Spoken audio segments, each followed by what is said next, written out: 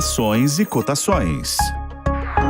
Para conversar conosco, eu recebo a Ticiane Figueiredo, advogada especialista em agronegócio, que trabalha com operações estruturadas de barter. Bem-vinda, Ticiane, muito obrigada por conversar conosco. Eu queria te perguntar algo bem objetivo para a gente começar.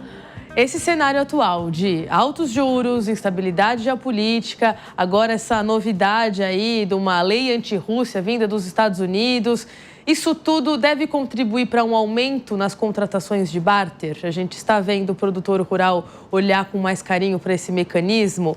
Bem-vinda, obrigada pela participação. Muito obrigada, Maria. É um prazer estar aqui com vocês e falar desse tema que eu gosto tanto. Como eu sempre gosto de enfatizar, o barter é tipo um hedge natural e ele se mostra como uma excelente ferramenta de mitigação de riscos nesses exatos tempos de crise e incerteza.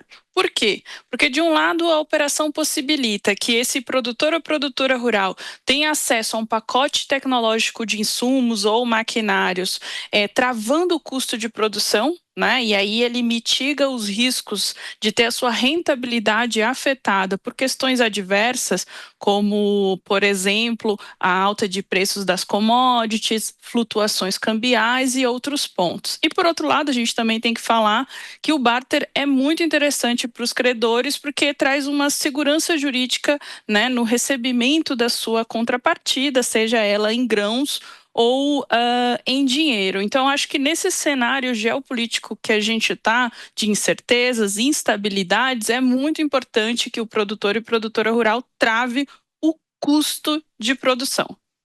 E aí, nessa trava de custo de produção, esse custo são vários fatores, tem um leque de produtos aí que compõem esse custo, né?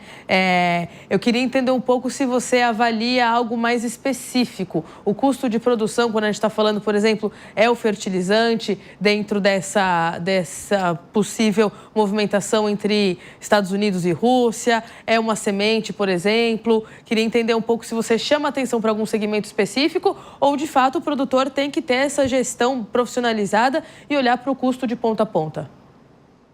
Mário, eu acho que ele tem que olhar o custo de ponta a ponta, porque, de certa forma, quando você tem esse que a gente chama de pacote tecnológico, que são todos esses insumos, a semente, o defensivo, né, o fertilizante, tudo isso travado, eu consigo equalizar, né, o que vai estar mais caro ou o que vai entrar em uma certa escassez no mercado.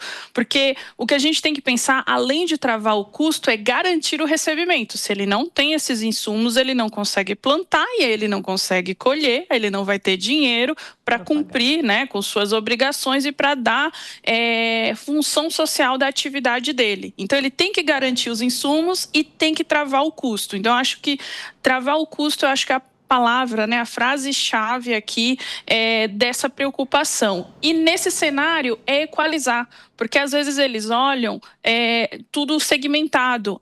Putz, a commodity, tudo bem, ela vai ter uma alta, eu vou esperar. Mas isso quer dizer que o fertilizante e os outros insumos que são dolarizados também vão sofrer essas alterações. Então, não pode olhar de forma segmentada, né? A fazenda é uma empresa a céu aberto, ele tem que agir como empresário. Perfeito. E aí, para esse produtor que está avaliando a possibilidade de fazer uma operação em barter, ou mesmo já fez, mas talvez intensifique ainda mais, o que você dá de dicas, né? Eu gosto muito da gente trazer também essa prestação de serviço para o produtor rural, inclusive, para esse barter não virar uma dor de cabeça lá na frente, né? Para que ele realmente consiga ali abastecer o que precisa, né? Receber os produtos que precisa, mas também pagar tudo certinho lá na frente, seja com dinheiro, seja com grãos. Quais dicas, quais critérios que o produtor precisa avaliar na hora de contratar um barter?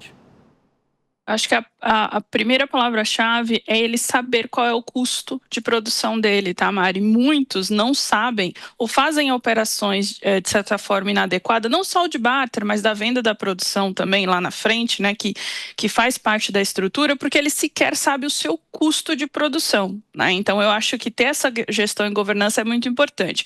Quando a gente fala de crédito, e a gente está falando num cenário de juros em que o dinheiro vai estar mais caro, a gente fala de escassez de crédito. A escassez de crédito ela está relacionada também à escassez de garantia e ao estágio de inadimplemento do setor. Então, o produtor tem que olhar que o credor, seja ele uma trade, uma agroindústria, uma instituição financeira, vai olhar o quê? O score de crédito dele. Ele tem que ter um histórico bom, né, de pagamento, ou que seja renegociação, nem tudo são flores, mas que ele seja, né, alguém que pague as contas ou renegocie de forma adequada. Ele precisa ter garantias, né? E aí, quando a gente entra nas garantias, Mari, é que o produtor sofre, porque é mais difícil e ele se estressa. Mas por quê? Precisa de uma governança, né, da propriedade. Documentação tem que estar adequada, né? A gente tem que estar... Por exemplo, se a gente escoar tudo agora ou intensificar escoamento para a Europa, como é que a gente vai dar com um Green Deal ali, né? Tem que ter compliance socioambiental, até talvez maior do que a nossa legislação exige, sim, né? É isso que é um livre comércio. É o que é um livre comércio, né? Se o consumidor quer daquele jeito e você tem condições de ofertar desse jeito, você tem que se adequar a fazenda para isso. Então, ter uma governança da documentação, né? Uma gestão do seu score, de como ele está de crédito, e um compliance socioambiental vai ser o que vai definir ele nesse cenário que, sim, o crédito está mais escasso. Mas eu vou abrir um super parênteses, não é que não tem dinheiro, né? A Faria Lima está cheia de dinheiro, mas não vai dar para qualquer um. Com certeza, com certeza. E é por isso que a gente ficou se perguntando se o barter, de fato, vai, né, chamar mais atenção do produtor nesse momento, isso, conturbado, muito volátil. E aí, só para reforçar essa pergunta, você acredita, então, que para os próximos meses exista uma alta na procura do barter? Ou pelo menos uma intensificação da busca por entender o mecanismo? Mari, eu acredito que sim. O que aconteceu? Pós-pandemia, a gente teve um cenário em que os produtores desapegaram um pouco da operação porque eles ficaram muito encantados com as altas de preços das commodities. E a gente viu que esse descasamento, né, que o barter ele é um hedge natural. Esse descasamento também ocasionou uma falta de governança surreal, porque os preços dos fertilizantes não acompanharam isso. A gente teve cenários que eles sempre estavam esperando a alta da soja, então ficou muito mais esperança do que governança, né?